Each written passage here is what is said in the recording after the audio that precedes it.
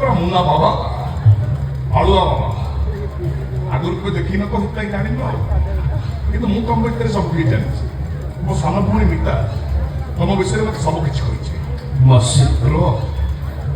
ମୁଁ ଜାଣିଛି ତମେ ମୋ ଉପରେ ଟିକେ ମନମଣା କରିଛ କିନ୍ତୁ ମୁଁ କଣ କରିବି ତମେ କୁହ ତମ ବାପା ଜଣେ କଲେଜ ପ୍ରିନ୍ସିପାଲ ଜଣେ କଲେଜ ପ୍ରିନ୍ସିପାଲ ଏଇ ପ୍ରଶ୍ନପତ୍ର ଚୋରି କରିବେ ଟଙ୍କା ପାଇଁ ଏସବୁ ଠିକ କଥା ଅବଶ୍ୟ ମୁଁ ଚାହିଁଥିଲେ କେସଟାକୁ ହ୍ୟାଣ୍ଡେଲ କରିଦେଇଥାନ୍ତି